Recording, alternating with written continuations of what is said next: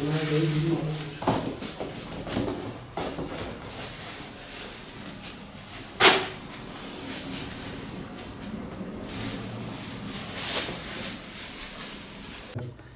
biliyorsun hacamat hem geleneksel bir tedavi yöntemi hem de Peygamber Efendimiz Aleyhisselatü Vesselam'ın sünnetidir. Euzubillahimineşşeytanirracim. Bismillahirrahmanirrahim. Ya Rabbi niyet ediyorum sana rızan için Hz. Muhammed Aleyhisselatü Vesselam'ın sünnetini yerine getirmeye ve Ya Rabbi yine niyet ediyorum sana rızan için maddi ve manevi bütün hastalıklardan, bütün kötülüklerden, bütün pisliklerden, bütün mikroplardan arınmaya, temizlenmeye. Mineşşeytanirracim.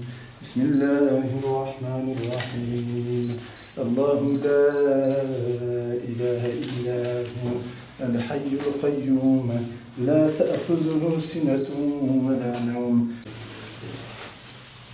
Euzu billahi mineşşeytanirracim.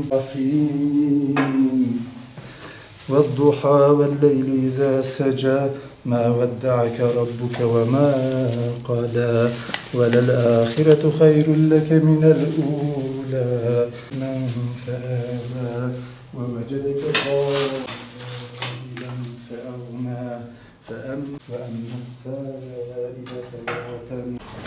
أعوذ بالله من الشيطان الرجيم. بسم الله الرحمن الرحيم. Hacamat tarihi en az 4000-5000 yıla dayanan kadim bir tedavi yöntemidir. Yani modern tıp gelişmeden önce, hatta Peygamber Aleyhisselatü Vesselam'dan çok daha önce Peygamber Aleyhisselatü Vesselam'ın tasvip ettiği, bizzatihi uyguladığı bir tedavi yöntemidir. Bakıyoruz ki binlerce yıl önce kan aldırma yöntemi insanlar arasında bir tedavi yöntemi olarak kabul edilmiştir. Hacamat dediğimiz şey insanların bir vakumlu bir aletle kanı çekme yöntemidir.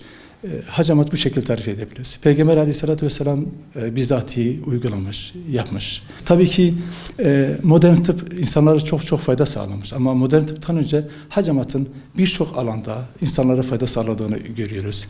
Özellikle bel fıtığı, boyun fıtığı, migren, sinüzit, eklem ağrıları, romatizma ve daha akla gelebilecek birçok hastalıkta hacamatın fayda sağladığını görüyoruz.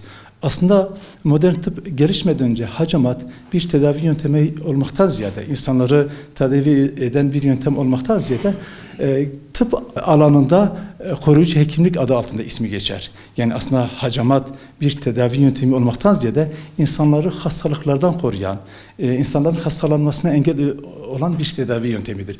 Bundan dolayı bakıyoruz ki İbn Sina gibi bir hekim hiçbir hastalığınız olmasa dahi yılda en az 2 sefer hacamat olunuz diye tavsiye eder. Yine rivayetlerde Peygamber Aleyhisselatü Vesselam'ın ortalama yılda 2 sefer hacamat yaptığı rivayet edilir. Bu şu anlama geliyor. Hacamat yapmak için hasta olmaya gerek yok. Hacamat hastalanmamak için, hastalıklardan korunmak için uygulanan bir tedavi yöntemidir diyebiliriz. Rivayetlere baktığımız zaman birçok hadis-i şerif var hacamatla ilgili. Gerek Peygamber Aleyhisselatü Vesselam'ın bizzati hadisi, gerek sahabelerden gelen rivayetler vardır hacamatla ilgili. Buna göre baktığımız zaman ortalama hacamatın haftalık günleri vardır. Pazar, pazartesi, salı ve perşembe günleri hacamatın günleridirler.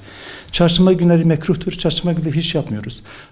Cuma ve cumartesi günleri de acil bir durum olmadıkça, yani sünnete uymadığından dolayı yapmıyoruz. Ama pazar, pazartesi, salı ve perşembe günleri bizim hacamat günlerimizdir. Bununla beraber Peygamber Aleyhisselatü Vesselam'ın hadis-i şerifinde geçen sizden kim hacamat olmak istiyorsa Hicri ayı kastederek ayın 17, 19 ve 21. günleri, hatta bir rivayeti 23. günü hacamat olsun diye buyuruyor. Tabii bu günler pazar, pazartesi, salı ve perşembeden gelirse sünnet oluyor. Çarşamba, cuma ve cumartesi günlerden gelirse sünnet olmaktan çıkıyor. Peygamber Aleyhisselatü Vesselam buna dikkat etmiştir. Demek ki biz hacamat yaparken haftalık günleri var. Pazar, pazartesi, salı ve perşembe günleri.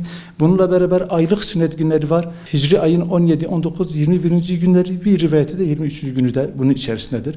Bununla beraber geleneksel tıp uzmanlarının hacamatla ilgili şöyle bir şey vardır. Hacamatın Hicri ayın 17'si eğer salı günlerden gelirse bunu yılın altın günü olarak hesap ederler. Bu da bugün de yapılacak hacamat Yıl boyunca birçok hastalığa deva olacağı, hatta birçok hastalığa engel olacağı söylenmektedir. Yani böyle bir söylenti de var. Tabii bunun hadis olarak kaynağı yok ama geleneksel tıp uzmanları bu konuda bunu da dile getiriyorlar. Bu yılın altın günü de 9 Eylül 2025 günü, yani Rabiülevvel ayının 17. günü, o da salı güne zaten tekabül eder. En yakın hacamatın altın günü bu yılda bugüne denk geliyor. Bugün de hacamat uzmanları, geleneksel tıp uzmanları ne olursa olsun 3 kupa dahi olursa bugün de muhakkak 3 kupa dahi olsa hacamat olunmayı tavsiye eder. Çünkü bütün yıl boyunca şifa kaynağı olacağı söylenir, rivayet edilir. Şimdi şunu çok rahat bir şekilde söyleyebiliriz. Az önce de dile getirdik. Hacamat yaptırmak için hasta olmaya gerek yok. Ne olursa olsun yılda en az ortalama 1 ve 2 sefer hacamat olunması gerekir. Az önce dile getirdik. İbn Sina hiçbir rahatsızlığımız olmasa dahi yılda en az 2 sefer hacamat olunuz diyor. Peygamber Aleyhisselatü Vesselam'ın hadis-i şerifinde, yine hadislerinde, rivayetlerde, sahabelerin rivayetlerinde bakıyoruz ki Resulullah Aleyhisselatü Vesselam ortalama yılda 2 sefer hacamat olmuştur. Bu anlamda hasta olmaya gerek yok. Kesinlikle hacamat olmayı tavsiye ediyorum. Özellikle Covid aşısı olan kişilerin, BioNTech aşısı olan kişilerin, Covid aşısından BioNTech aşısı olanların kesinlikle hacamat olması geleneksel tıp uzmanları tarafından önemli dile getiriliyor.